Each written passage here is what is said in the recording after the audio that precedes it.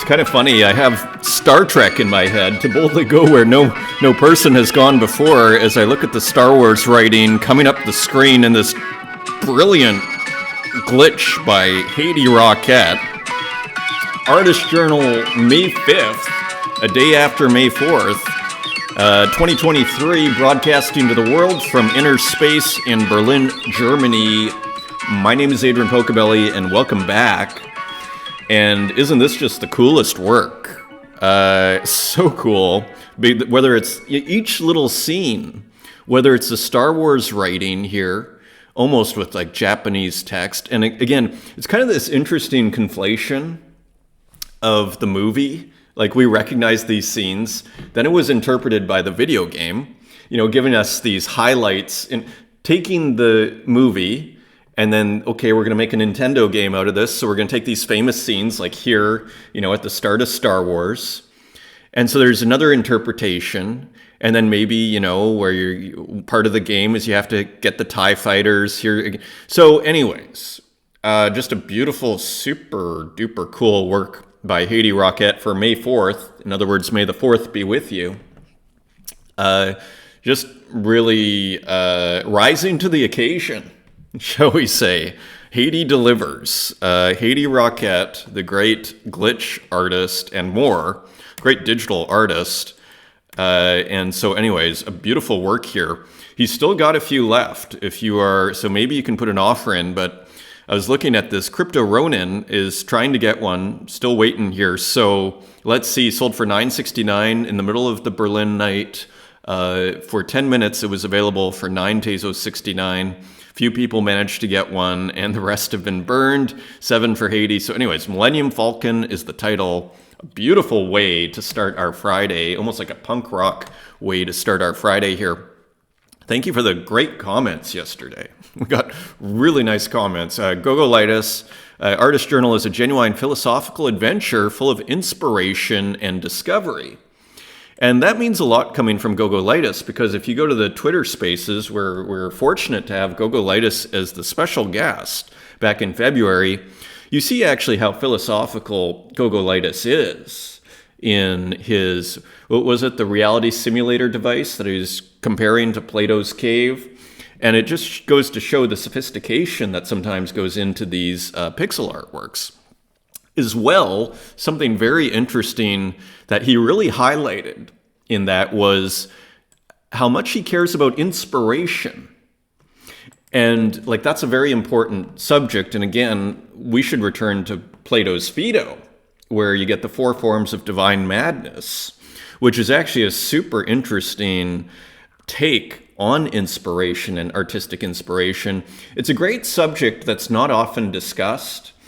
And I think, there's many kind of ways of thinking about it, but in our modern world, we don't really, ideally, you'd say the professional artist, and I've said this myself, does not wait for inspiration. That's for amateurs, one could argue, right? If you're always waiting to be inspired, well, maybe you'll make a work every so often, but you're not gonna, like the real professional is basically producing all the time. And so so that is an important concept. That being said, even though we might have this idea that, waiting for inspiration is for the amateur artist, you got to get to it. Nevertheless, there's something to be said for inspiration as a real thing. Like in kind of one of my kind of sub-studies as I was going through university was, kind of becoming a somewhat, like that was a very important topic for me. And kind of I was really studying that. And what does that mean? Because you have all sorts of, it's got an interesting history, not often discussed. So anyways, thank you. I'm glad you're enjoying that, Gogolitis. And that is the spirit of this show. So thank you for the comment. You don't know who we are with an interesting comment here. Amazing show. Thank you. The Santiago's work is one of the most incredible things. The questions, the pieces, the divulgations. I personally consider him one of the greatest artists that I have the honor to share the same timeline of existence with. So I've always kind of had this theory that this is Santiago, the You Don't Know Who We Are account. And I suspect So it's kind of, I feel like this is adding to the thesis, the overstating of things almost purposefully to make it. So I think maybe, just maybe, you don't know who we are is Santiago here, and there's Santiago himself. Thanks you don't for all your support. Thanks for all the support, as always. My pleasure, Santiago, and thanks for the hilarity, if that is you. And if it's not, my apologies. So anyways, all hilarious. And as I was saying to You Don't Know Who We Are, I couldn't agree more. Really interesting comment from Ariel Presti. Very substantial comments. Excellent show, thank you. The theme of Ballard's fiction and reality that you mentioned reminded me of the theory of fictional worlds developed by the literary theorist Lubomir Dolagel, in his case more focused on how art and literature can connect with certain alternate realities. So that is interesting. I've never heard of Lubomir Dolagel, but interesting. I mean, what I always love about Ballard's work is how grounded in reality it is. Like, I don't read a ton of literary theory, although I'll check this out. It could be really interesting. But what I love about Ballard's work is you can kind of, in a weird way, like, it almost gives an interpretation of surrealism that this is kind of over reality. Like, it's kind of like a super, as he defines surrealism, as where inner and outer space meet and fuse. You know, if you take, that's almost his vantage point. And like, for me, it's kind of changed to a certain degree my metaphysics and my approach. You know, in a sense, I see imaginary things have a certain degree of reality by them being thought, and in a very real way. And maybe we'll get more to this. We have a comment by Uxine on simulation and Baudrillard, so maybe we'll just hold that thought here. Tornado Rodriguez, what I learned with you is unprecedented. Now I come to learn that Grey's Anatomy is a pun on the name of a real book called Grey's Anatomy. Indeed, and this is a very important book. This is kind of what I'd almost call cool knowledge. Grey's Anatomy, you should know, as to me, this is just kind of like one of those touchstones that are well worth knowing. Let's not forget, as we've discussed in earlier episodes, many of the great writers of the 20th century studied medicine. I believe James Joyce did. Ernest Hemingway was on the front lines in World War I as an ambulance kind of attendant, you know. And who else? I mean, William Burroughs studied at Harvard medicine. Ballard studied medicine at Cambridge. So it's this whole idea of, you know, what is the purpose of what we're doing here? And I'm kind of back to this qualitative science thing of one of the main things that arts can provide that no other, thing can do. The kind of knowledge, the worthwhile knowledge it can provide, one could argue, is knowledge, what I call qualitative science. Knowledge of human nature. You know, like a lot of Sigmund Freud's work is sort of dismissed right now, as far as I understand, although I heard it's making a bit of a comeback, interestingly, as is surrealism. But a lot of Freud's work, which is very qualitative. I mean, it's not like I did a study and there's no quantitative data. It's all qualitative kind of theorizing. So the scholars, or the scientists, you know, the psychological scientists, the psychologists, they don't know what to do with it, I would argue. Because it's like, what do you do with this? There's no numbers. This isn't the scientific method. This isn't science, as you know. But I'd argue but it's sort of like I'd argue it's a kind of qualitative science in the way that the history of literature, like if you go back to one of the first novels in the English language, one of the first novels, which is Tom Jones by Henry Fielding. If you read the preface or the introduction to that, it's about 5 pages, well worth your while. It's a huge book. I've actually read that book, amazingly, to myself. The first 5 pages in that preface, it's all about, we're going to have a huge banquet here, and the subject matter is human nature. Okay, and so that's what we're going to go through. That is, in a sense, you could argue, you could infer from that, that is the purpose of this book, is to study what in religious terms is called the soul, and in atheistic terms is often called the psyche. In Greek, it's all the psyche, the psyche. Okay, so back to the anatomy and the doctor theme. If the purpose of, say, the artist or the writer, if one of the reasons you do what you do is an exploration of human nature, well, then it's probably worth your while to be studying the body, which is kind of our first, pass at trying to understand ourselves, right? And then we can go back to the Renaissance artists, Michelangelo and probably Leonardo were doing the same thing. They were doing dissections, even when it was kind of a dicey thing to do. So and here's Gray's Anatomy. So it's kind of a touchstone in your knowledge, I would argue, as an artist, depending on what kind of artist you are. But if your subject matter is human nature, then this is a fun thing to know. So anyways, thank you. We're going to look at Gray's Anatomy in a second, actually. And RuneTune, very interesting approach to various size pixels on that Manidal work. I totally agree. Thanks for sharing. My pleasure. Yeah, because again, when we're making pixel art, we're always thinking that we're on the same canvas size, right? And what seems to be going on in Manidal's work is it's taking different canvas sizes and then maybe enlarging the smaller canvas size, 8 pixels by 8 pixels, let's say, and then putting it on the 100 by 100 pixel canvas, stretching it out, and you start getting this really interesting contrast, which you often don't really get, which is kind of easier to make when you're transferring across canvases. So anyways, thank you for all the great comments here. Very substantial and interesting. Gray's Anatomy, here it is. My sister had this copy, actually, when she was in pre-med, and yeah, I remember it well. So this is, the very famous medical textbook. So here it is. I don't know if it's medical textbook, anatomy textbook. And here is just a quick paragraph here. And again, this is called the Doctor's Bible. Okay, Gray's Anatomy is a reference book of human anatomy written by Henry Gray, illustrated by Henry Van Dyke Carter, and first published in London in 1858. It has gone through multiple revised editions, and the current edition, the 42nd, October 2020, remains a standard reference. So they did drawings, and you can see here, they did drawings of the human body, and again, like 150 years, 170 years later, it remains a standard reference. I mean, that is incredible.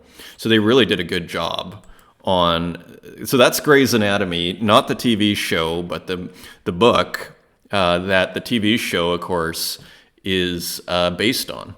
It's interesting how they changed the spelling to Gray's Anatomy with an E rather than an A. Maybe that was a copyright thing. Who knows?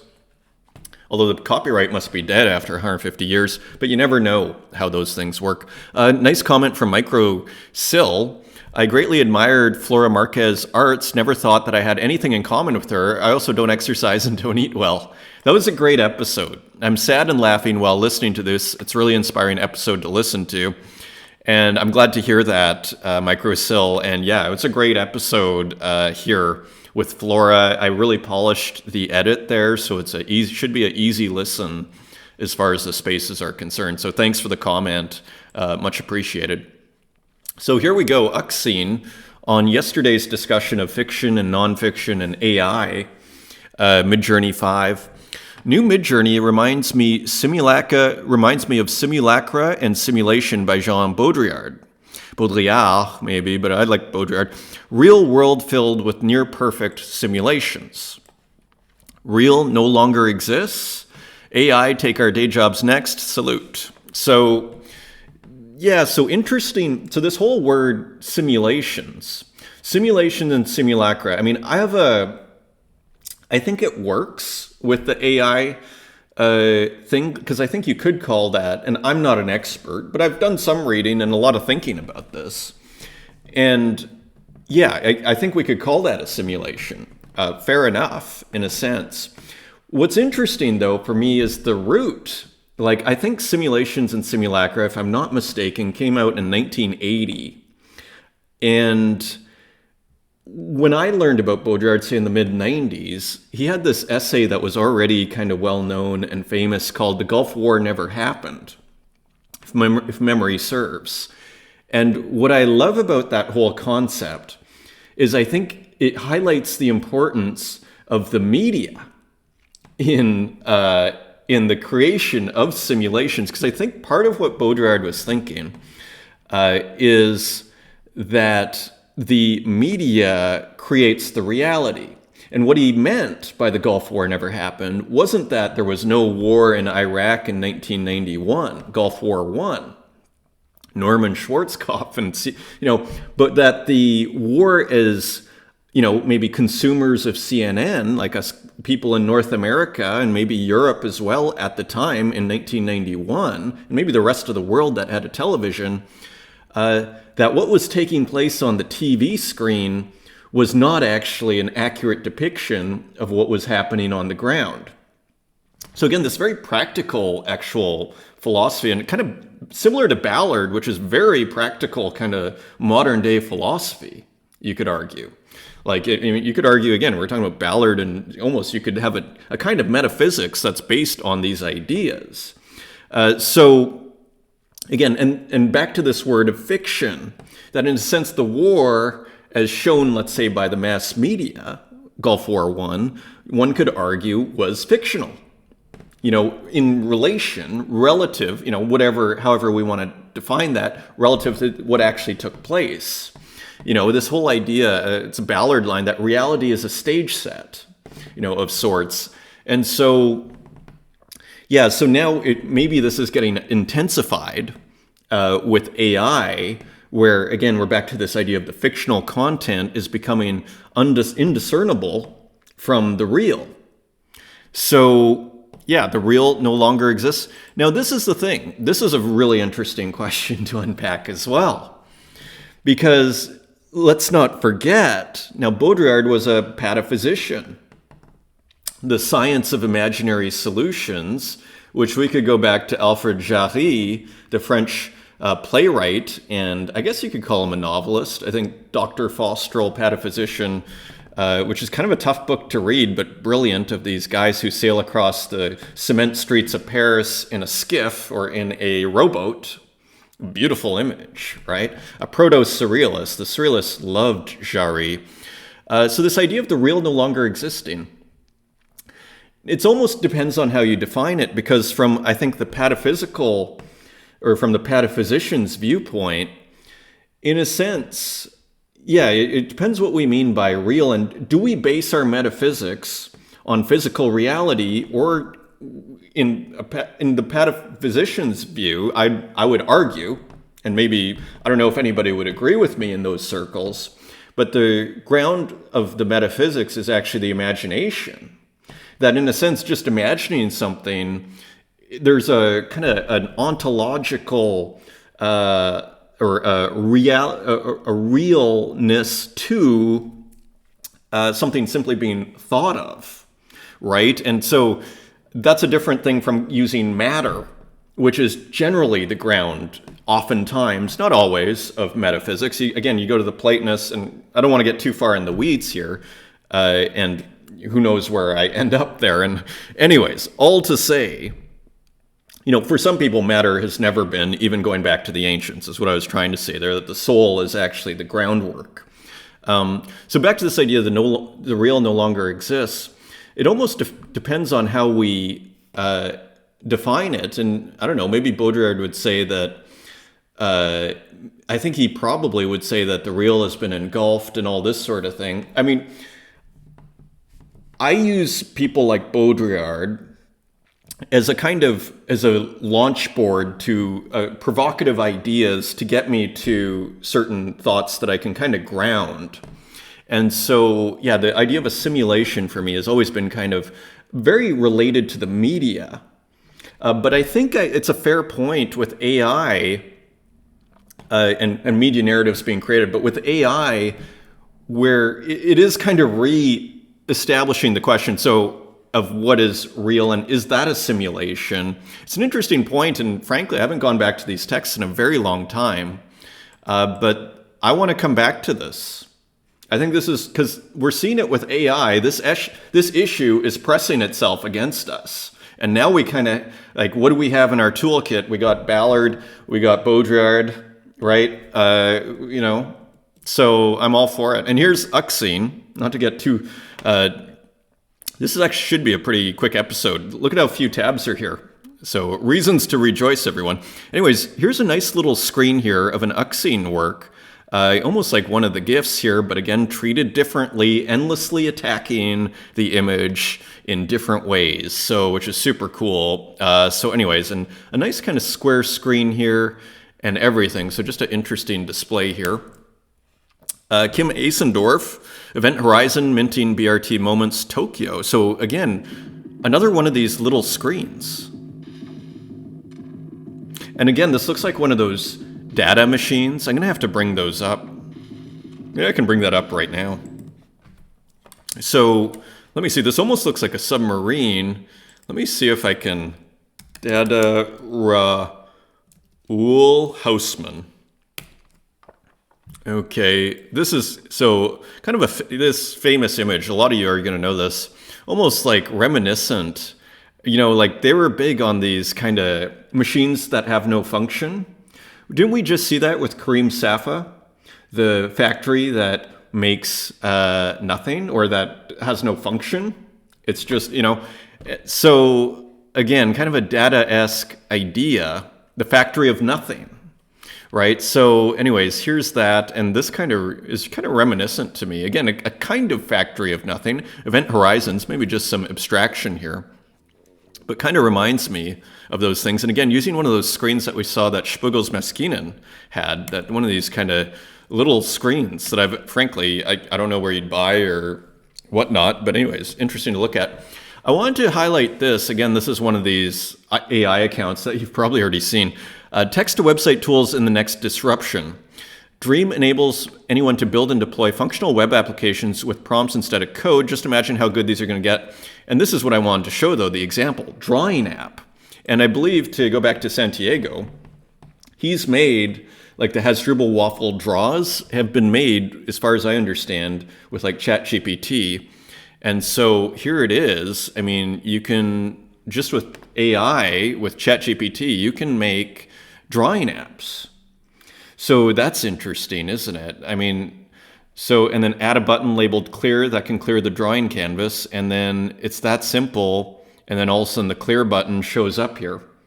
So yeah, back to language programming. I mean, you don't need to be a coder anymore. That seems to be one of the benefits of AI, is you don't actually need to be a coder anymore. You just have to be able to, again, use your language properly, program your language properly.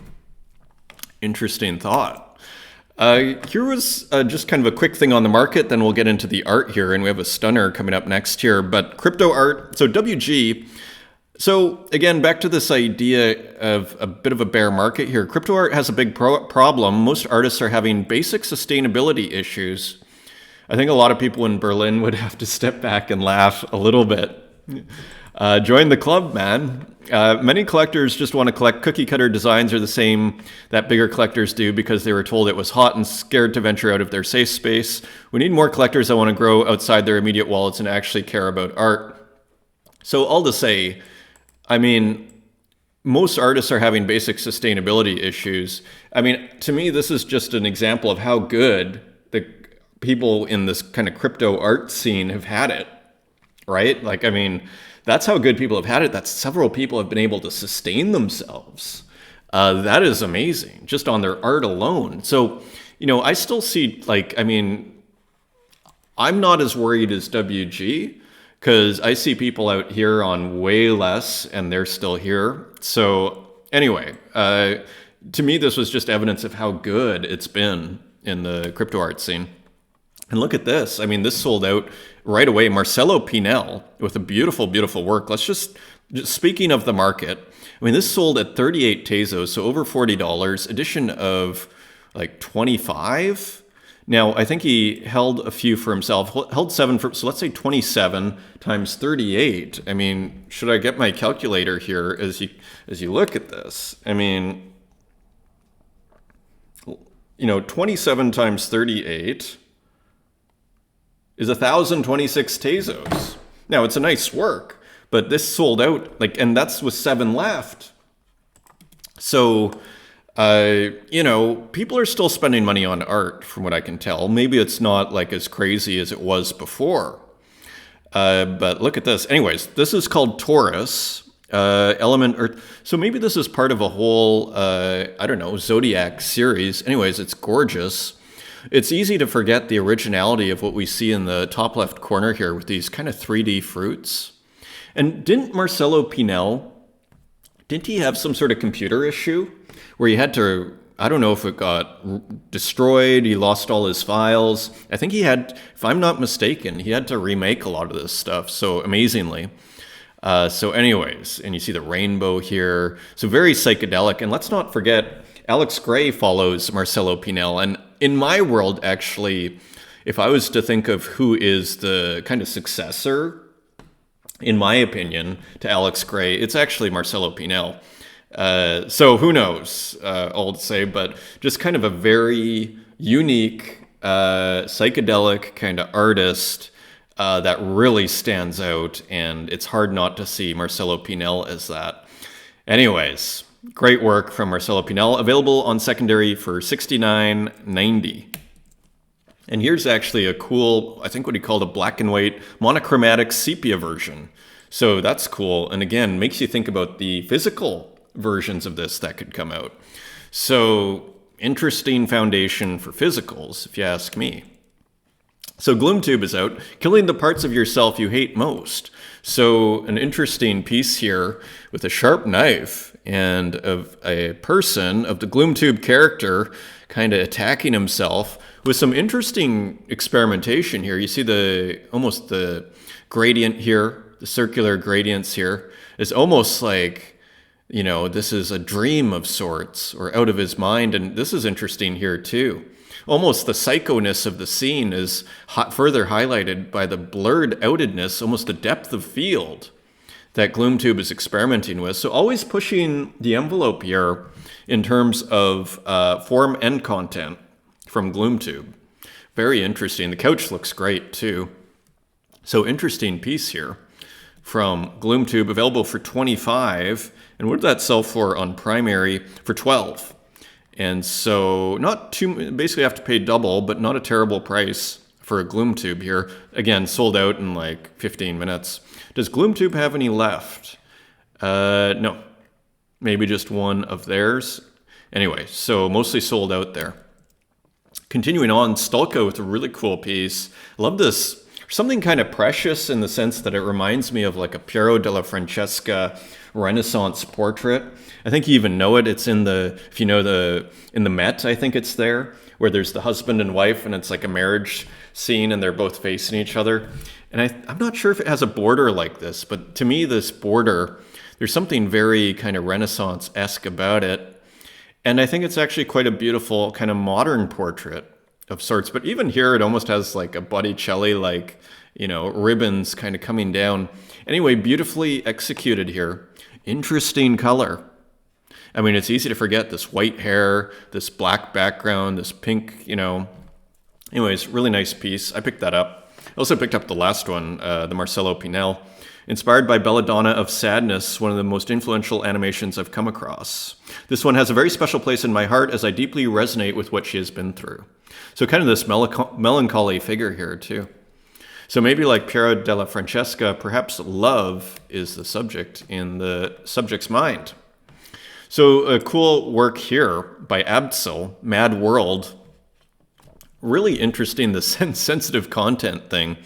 Overlay here I found, and actually a really cool composition, kind of really rough kind of drawing at the bottom with someone, and this is almost how you could do VR at the very start, where you could use your phone as a VR tool. I think I have some of those glasses somewhere out there in my apartment.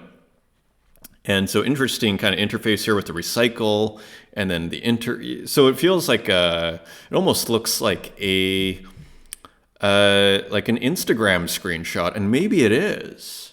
Maybe this is, maybe that is what happened. So let's just see just Mad World. Okay. Anyway, cool work from Absol. Flora Marquez continuing a very interesting series incorporating collage into the drawings. So really nicely drawn here too, the legs and the skeleton, and using this landscape kind of plate of a landscape as a body, as a torso of sorts. So pretty interesting. Pumping blood is not small feat. It's not a small feat. And there is the heart there, hidden within it all, a little red heart. And this was Mentalist 420 picks it up. Exactly. 20 Tezos, right on the spot.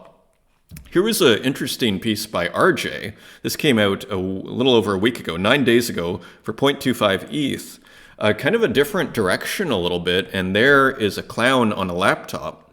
Kind of has a bit of a impressionistic, kind of Renoir lunch sort of thing going on, doesn't it? Very Renoir-esque, and I mean, usually RJ is looking at a reference here. So Edwin Hopper painted Soir Bleu in 1914 after returning to New York from Paris. So it's almost like Hopper saw Renoir and then made his own version of it. And then RJ, of course, is doing his, I think it's pastiche of Hopper. So it's interesting. Art through the ages, as they say. And here, another work by RJ. Your computer is intelligent, conversationalist. It can answer your questions. Whatever it is that you want to know, all you have to do is ask. And so they wait upon the oracle. And here it is, Ask AI Answers for All. So a work of the moment, right? A work of the present, and interesting kind of, almost like the ghost in the machine here. Interesting questions here. Almost kind of very kind of personal questions, adding kind of an emotional side, a human side to the computer. And here it is, and it will be minted shortly, or it can be minted shortly at 0.02 edition of 50. So more interesting conceptual material from RJ. Françoise Gamma with kind of a standout work here. Almost looks like, at first it almost looks like a constellation of sorts, but then it almost looks like maybe it's like an AutoCAD or a Adobe Illustrator sort of vector that's being made here. So again, Françoise Gamma continues to explore the technology through the subject matter of the body, and particularly the body in movement. So, and aesthetically beautiful. So a great piece here, edition of 20, and they're all left. Maybe I'll pick that up. Walk SQ2 for 3 Tezos. Beautiful piece. Love the matte black background too. And here's One Bit Horror, who I don't know if they abandoned Twitter or what, but they're just all about the Instagram, I think. And here's this like dithered rose. So just, again, just like totally original. I mean, that's one of the things you have to love. And this looks like some sort of sigil or something. Cool music too, by the way, and this beautiful rose. Very chill music. So, very cool. From One Bit Necro, also known as One Bit Horror, on Instagram. Headless Horse Stream by Ed Marola. So look at this. I mean, I'm zooming in here just so I can show you what's going on. And classic Ed Marola is, turn these abstract areas, put some eyes on it, and you start getting representational, figurative work. Interesting, just sort of, let's see if I can back up here. And a little city at the bottom, and this horse head. So anyways, just kind of playing around here, putting out ideas, not dissimilar to Flora Marquez, in a sense. There's another figure here, and then just this beautiful movement. So instantly identifiable as Ed Marola. At auction, 1 of 1 for 35. Let's just look at 9 hours to go. No one bid. So maybe get an Ed Marola cheap if you're lucky. FUCK Render, Tez Noun. So they are doing a Tez Noun.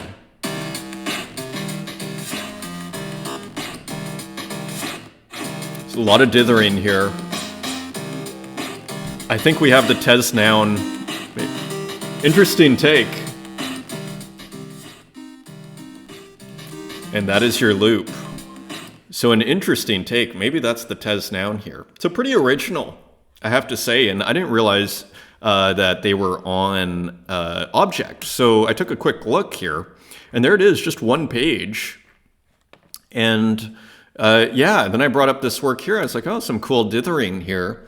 Kind of like interesting interior with windows and everything, and just some dithering. Table for one, Solitude. This is an edition of 20, available for 70. There's a few available around that price. And anyways, just kind of interesting work. I actually don't know that much about that artist, even though I know it's a fairly well-known crypto artist. So anyways, interesting piece here. And plants. Hawortia tebrae, type succulent. So anyways, a nice plant by Cap and Hayes. Look at this great border. Just beautiful. And this great pot. And again, using the powerful contrast of the colored dynamic pixels with the static monochromatic black and white pixels. So just a beautiful, simple contrast here. Yeah, so this is available for 3, edition of 10. There are 4 left. Get it while you can. And also by Cap'n, I believe, Esrodons. So just an interesting abstract work here. I think this is part of a series. I think we looked at this where they're releasing a few like this. Here it is. Let's look really quickly. I'm pretty sure we visited. So Pixels, maybe this is also, look, found in the depths of a lysergic dream by Cap and Hayes. So yeah, so going under the name Pixels, right, and we've been here before. So anyways, kind of, biological, feeling, multipixelar organisms, so more kind of scientific biological work, interestingly. Lucas Ox, new drop on Object after my Tez nouns. So here it is, Amoeba number 26, link below. Interesting pixelation, hey? JPEG's artifacts, and maybe that is actually just how Twitter is treating it. I'm not sure, but anyways, I thought it was interesting. Either way. So, here's the link, and how are we doing here? And we're going to speed up here. We were doing so well. Okay, so maybe this looks quite a bit different. It's interesting how the compression changes it. So this is Amoeba by Lucas Ox, edition of 1 for 28 Tezos. So there you have it. I mean, it's a completely different work here. Interestingly. I mean, I think some of the glitch people would be all over these artifacts here. Continuing on, Armilk with Tired Pixels number 59. Pretty nice piece here.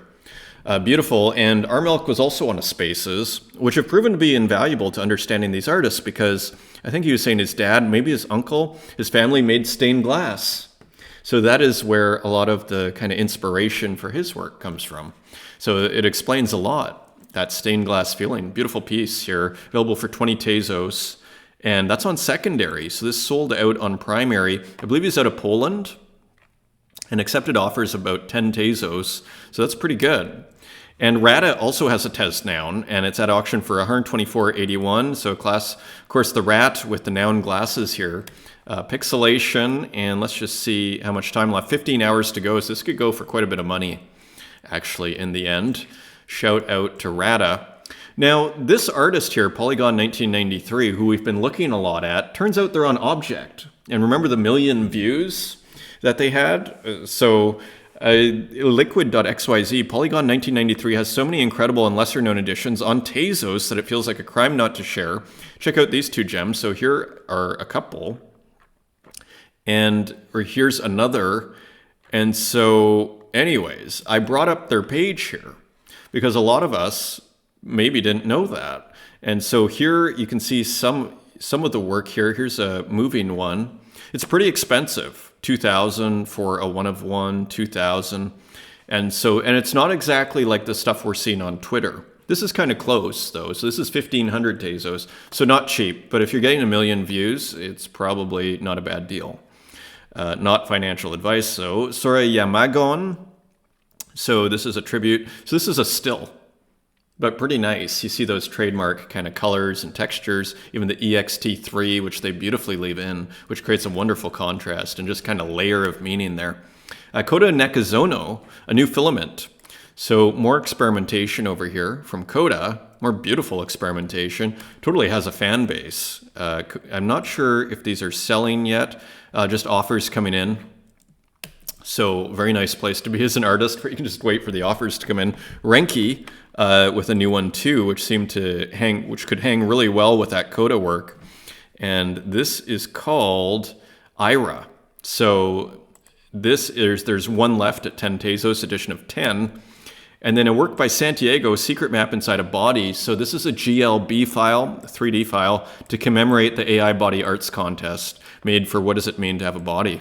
So that is cool. So taking the AI body renditions and turning them into 3D files. So pushing the limits here impressively. A brilliant artist. Dancing Baby. So I guess this is a meme. I guess I'm late to the party about the Dancing Baby meme. Parsa Mostagim has this work, and there's even some volume here. And this came out maybe last week. Really amazing here. And there's the Dancing Baby. And CD and all, and this great keyboard here. Really beautifully done. So cool artist. I guess this came out 2022, but just listed here a couple of days ago. Or sorry, a couple of weeks ago, April 26th, and it's available for 0.96 ETH. Nice music. Kind of soothing. Here's another one of these I'm almost calling like plasticine 3D Play-Doh artists. So Stephen Dybus, who we saw in the studio and then it was giving away the painting in that other work. So here's a new one put on OpenSea, interestingly. So another kind of interesting one of these, what I'm tempted to call plasticine works here. Available for 0.075 ETH, and I think there's 10. You can read the German there, edition of 10, I think. And also Stefano Colferi, my entry for 36 Days of Type on Instagram. So again, it's interesting to see how many of these artists there are. These kind of 3D, almost like, what do you call it? Like Play-Doh or plasticine kind of animation. There's a word for that. Anyways, someone's scrolling through their Instagram. Pretty cool to see them all together. And there's, of course, Joao Salazar, right? And then you look at Venta here, and it's almost got like a plasticine kind of 3D modeling feel to it here as well. In this edition of 6, available for 10 Tezos, so AI work. Really interesting contrast to the figures up here with the background. Very nice piece here. How many are left? 2 left. Upon a Perch. And here was an interesting I'm not sure if we saw this artist before. .gif Annex Molina kind of reminded me of what we're seeing from Skirbo, but different. Remember Skirbo, the one who kind of has the crashed JPEG figures that look, they're all kind of falling apart. This is almost like a square, like a rectilinear version rather than the curvilinear version, a kind of a hard angle version of what we're seeing with Skirbo's work. So anyway, it's just interesting work kind of masking a photograph. And here's Clown Vamp with a very painterly work, The Night, June 8th, 1870, Fire. And you're going to see the beautiful texture that we're starting to get here, even here. I mean, you're getting the light coming down, and it almost looks like a beautiful kind of impressionist painting of a flying saucer coming in, or maybe it's some fire in London or something. Who knows? But anyways, I think that was earlier than 1870, the Great Fire of London. But anyways, interesting work, available on secondary for 18 Tezos. Let's just see, and sold on primary as accepted offers of 8 Tezos. So very cool work there. And that, my friends, is your show. Have a great weekend. Thank you for joining me again. Till next time, take care.